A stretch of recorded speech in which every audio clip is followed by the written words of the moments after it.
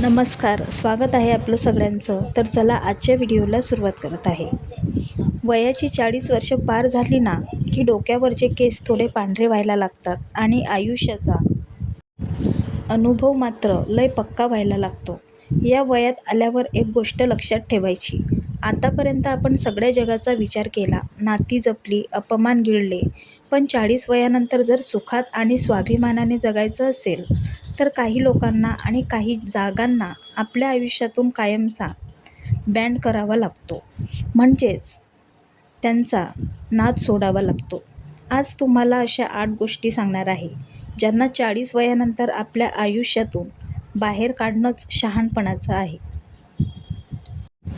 तो भूतकाळ जो आता फक्त एक आठवण उरला आहे. सोप्या भाषेत सांगायचं तर समजा आपण एखाद्या जुन्या गाडीतून प्रवास करतोय आणि सारखं मागच्या काचातून बघत राहिलो तर पुढं अपघात होणारच ना. भूतकाळात जगणं पण असंच आहे. 40 वर्षापर्यंत आपल्या आयुष्यात लय काही घडून गेलेलं असतं. काही लोकांनी दिलेले दगे, काही अपूर्ण राहिलेली स्वप्न किंवा सुटलेली नाती, या सगळ्या गोष्टी मनाच्या एका कोपऱ्यात कुलूप लावून ठेवून द्यायच्या. त्या आठवणी आजच्या तारखेत उकरून काढल्या ना तर आजचा सुंदर दिवस आणि उद्याचा भविष्यकाळ दोन्ही खराब होतात. जे गेलं ते परत येणार नाही आणि जे बदलता येत नाही त्याचा विचार करून काय फायदा.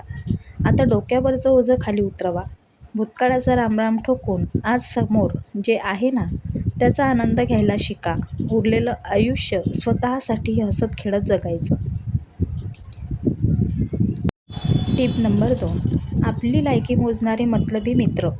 तरुण वयात कसं असतं, एक आवाज दिला की 10 मित्र गोळा व्हायचे. कट्ट्यावर तासनतास गप्पा मारायला आणि गल्लीत गर्दी जमवायला आपल्याला लय आवडायचं. पण 40 वयानंतर ही मित्रांची जत्रा काही कामाची नसते. आजकालचे काही मित्र कसे असतात माहिती आहे का? तुमची प्रगती, तुमची गाडी, तुमचा बंगला आणि खिशातला पैसा बघून मैत्री करतात. तुमच्याकडे पैसा असेपर्यंत भाऊ करणार आणि अडचण आली की सर्वात आधी फोन बंद करणार. अशी माणसं तुमचे मित्र नसून फक्त तुमच्या सुखाचे सोबती असतात. या वयात आपल्याला असल्या स्वार्थी लोकांची गर्दी नकोय. तुमच्याकडे काय आहे यापेक्षा तुम्ही माणूस म्हणून कसे आहात हे बघून जे सोबत राहतात ना तेच खरे मित्र. अशा जीवाला जीव देणाऱ्या 2च व्यक्ती आयुष्यात असल्या तरी 40 नंतरचं आयुष्य सुखात आणि सन्मानाने निघून जातं. टिप नंबर 3, जिथे तुमच्या जीवनसाथीचा, बायकोचा किंवा नवऱ्याचा अपमान होतो ती जागा. आपला जीवनसाथी, बायको किंवा नवरा म्हणजे सुखदुःखात खांद्याला खांदा लावून उभा राहणारा आपला हक्काचा माणूस असतो. आपल्या संस्कृतीत अर्धांगिनी किंवा अर्धे अंग म्हणतात, म्हणजेच ते आपल्या शरीराचा आणि आयुष्याचा अर्धा भाग आहेत. आता विचार करा, जर कोणी तुमच्या समोर तुमच्याच शरीराचा किंवा मनाचा अपमान करत असेल तर तुम्हाला कसं वाटेल? अगदी तसंच आहे ज्या घरामध्ये नातेवाईकांच्या कार्यक्रमात किंवा मित्रांच्या घोळक्यात तुमच्या सुखादुःखाच्या सोबत्याला मान मिळत नाही, तिथे तुम्हाला मिळणारा मानसुद्धा खोटा असतो. 40 वयानंतर जगाला खुश करायचे दिवस संपलेले असतात. जिथे आपल्या माणसाचा आदर होत नाही तिथे आपण कितीही मोठे पक्वान्न जेवायला गेलो तरी त्या जेवणाला काहीच चव नसते. स्वतःचा आणि आपल्या सुखाच्या साथीदाराचा स्वाभिमान गहाण ठेवून कुठल्याही पंक्तीला बसू नका. तिथून सन्मानाने बाजूला होणे हेच शहाणपणाचे आहे. टिप नंबर 4, दरवेळी फक्त तुमच्या चुका आणि उणिवा काढणारे लोक. काही लोकांची सवयच असते, त्यांना स्वतःच्या घरातलं ढेकूण दिसत नाही पण दुसऱ्याच्या घरातली ऊस शोधत बसतात. स्वतःमध्ये 1000 चुका असूनही त्यांना सारखं तुमच्याच आयुष्यात डोकावायची आणि चुका काढायची लय खाज असते. तुम्ही कितीही चांगलं काम करा, हे लोक कौतुक करायचं सोडून यात हे कमी पडलं, ते चुकीचं झालं असंच म्हणणार.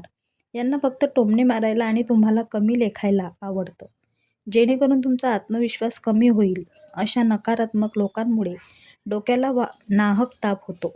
वयाची 40 वर्षे आपण लोकांचे टोमणे आणि कटकटी सहन करण्यात घालवली, पण आता उरलेलं आयुष्य आपल्याला शांततेत जगायचं आहे. अशा लोकांच्या बोलण्याकडे लक्ष देऊन स्वतःचं मन कशाला खराब करायचं. म्हणूनच जे लोक सुख देऊ शकत नाहीत त्यांच्यापासून 4 हात लांबच राहिलेलं कधीही चांगलं. Tip number 5. जिथे स्वतःला वारंवार सिद्ध करावं लागतं ती जागा सोप्या भाषेत सांगायचं तर आपण काय कोणाचे मेंढे किंवा नोकर लागून गेलोय का, जे सारखं लोकांसमोर हात जोडून स्वतःला खरं सिद्ध करत बसायचं.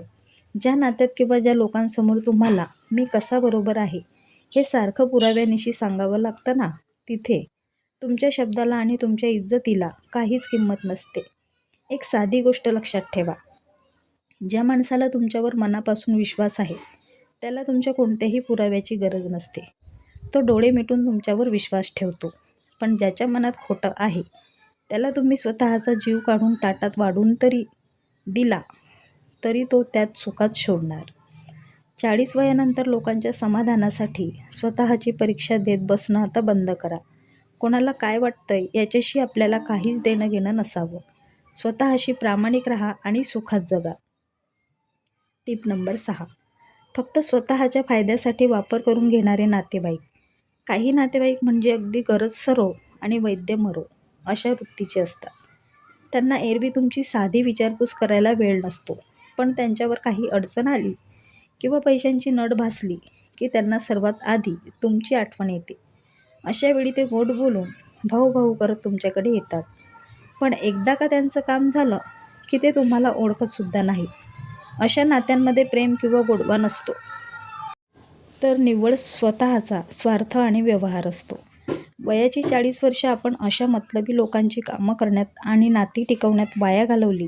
पण आता शहाणं व्हायची वेळ आली आहे. जे लोक फक्त तुमचा वापर करून घेतात त्यांच्यासाठी तुमच्या काळजाचे आणि घराचे दरवाजे कायमचे बंद करा. अशा हुशार नातेवाईकांपासून लांब राहून स्वतःची मनःशांती जपणं हेच 40 नंतर खरं सुख आहे. Tip number 7. जिथे रोज तुमच्या मनाचा कोंडमारा होतो तो माहोल समजा. आपण एखाद्या बंद आणि अंधाऱ्या खोलीत कोंडून राहिलो तर आपला श्वास गुदमरतो ना, अगदी तसंच आपल्या मनाचं आहे. ज्या नोकरीच्या ठिकाणी, ज्या घराच्या वातावरणात किंवा ज्या लोकांमध्ये राहून तुमचं मन रोज आतल्या आत जळत राहतं तिथे तुम्हाला कसलाच आनंद मिळत नाही. तो माहोल आता बदलण्याची वेळ आली आहे. 40 वर्षापर्यंत आपण लोकांचे ऐकून परिस्थितीशी जुळवून घेत स्वतःच्या मनाला मारत आलो. पण आयुष्य एकदाच मिळतं, ते कोणाच्या तरी दबावाखाली किंवा मनाविरुद्ध गुदमरून जगण्यासाठी नाही. 40 वयानंतर तरी स्वतःच्या मनाला आणि सुखाला पहिलं प्राधान्य द्यायला शिका. जिथे आदर नाही आणि मनःशांती नाही अशा जागी जबरदस्तीने टिकून राहण्यापेक्षा स्वतःच्या आनंदासाठी तिथून सन्मानाने बाहेर पडणं कधीही शहाणपणाचं आहे. Tip number 8. स्वतःच्या सुखापेक्षा लोकांच्या बोलण्याचा विचार करणे. लोक काय म्हणतील हा असा आजार आहे जो माणसाला जिवंतपणे मारतो. आपण नवीन कपडे घ्यायचे ठरवले, एखादा छंद जपायचा ठरवला तरी डोक्यात आधी विचार येतो, अहो 4 लोक काय बोलतील.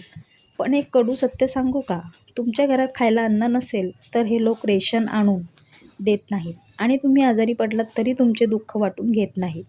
तुमच्या सुखात हे लोक फक्त जडायला येतात आणि दुःखात लांबूनच मजा बघतात. मग अशा लोकांच्या बोलण्याची भीती कशाला बाळगायची. वयाची 40 वर्ष आपण जगाला खुश करण्यात घालवली, पण जग कधीच खुश होत नाही. आता उरलेलं आयुष्य स्वतःच्या आनंदासाठी जगा. लोकांना जे बोलायचंय ते बोलू द्या. तुम्ही तुमचे छंद जपा, मनसोक्त हसा आणि राजासारखे जगा. तर मित्रांनो, वयाची 40 वर्ष आपण जगाला दिली, लोकांचे नखरे सांभाळले, नाती टिकवायला स्वतःला घासून घेतलं. पण आता उरलेलं आयुष्य स्वतःसाठी आणि आपल्या माणसांसाठी जगायचं आहे.